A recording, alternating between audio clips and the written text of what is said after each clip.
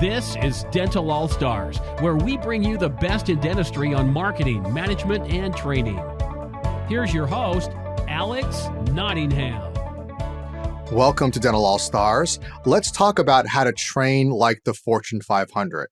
Now, remember, Heather worked for one of these Fortune 500 companies in Federated, which own Bloomingdale's and Macy's and so on, and they have systems for everything. And when she initially worked for my father's office, she was shocked. There was no training. And to illustrate the importance of this, the Ritz-Carlton will not allow employees to touch the phone without 90 days of phone training. And if you went to the webinar, allstardentalacademy.com/webinar, and you saw where I talk about phone skills and how much it costs you, you'll see why it's wise and why the Ritz-Carlton is training before anybody touches the phone. So important. What we see in the statistics is onboarding. If you're onboarding your team, new employees, you're going to see employee retention improve by 82%. And employees expect to be trained. 60% of them feel that they will learn the skills they need on the job.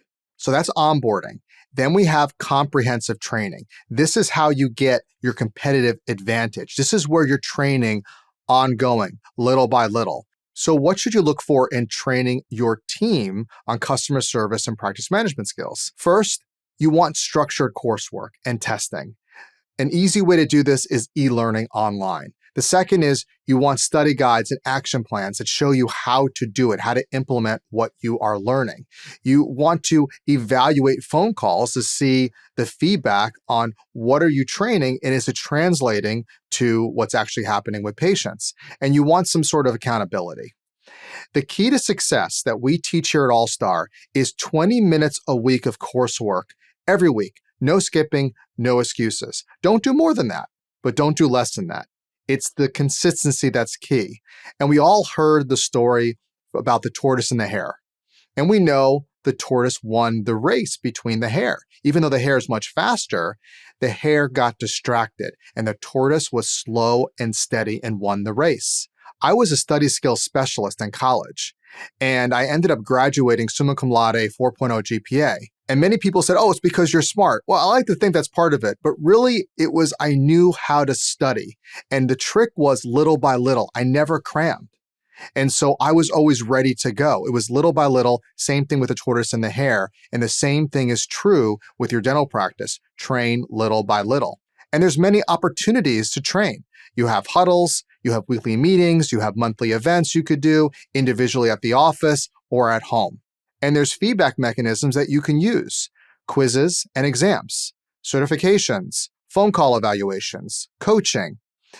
Now, I want to point something out to you to be very careful of.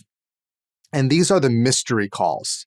And some of you may experience this or not, where a stranger calls your office, or worse, you're paying somebody to do that, and they're calling your office and they are using some sort of gotcha script to get your team to mess up, and they give you a failing score. I don't like these because they're not real and they're often used to promote sales training or make your team feel bad. Instead, record your phone calls, evaluate real phone calls, and use a service-based philosophy, not a sales-based philosophy. Now, when you start training, it takes 4 units of energy to start a project, according to Brian Tracy's research, but it only takes 1 unit of energy to keep it going. So the problem is we often start and stop training. And so there's not this consistency, and it takes more work and more time or more money to get it going.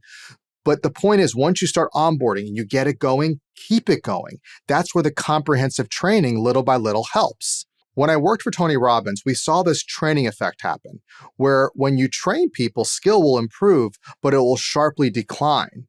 Some skill will remain. So you have to keep training to see that skill continue in order for continuous growth. And so the premise of this entire discussion is onboarding and ongoing comprehensive training is your key to long-lasting practice success. And I would say probably the number one lesson I learned from Tony Robbins was this idea of modeling. What are the best doing? So what are the best in dentistry doing? Well, the best dentists, they're committed to patient service. They have a business that works for them. They hire the best team members. They invest in training for their team and themselves, and they're open-minded and humble. The best team members, committed to patient service, take initiative, love learning, and love feedback. So now how do we implement all these things that we're learning?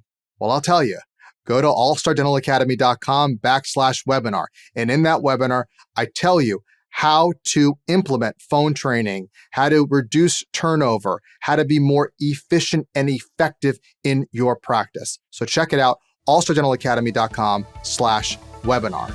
And until next time, go out there and be an all-star. We hope you enjoyed this episode of Dental All-Stars. Visit us online at allstardentalacademy.com.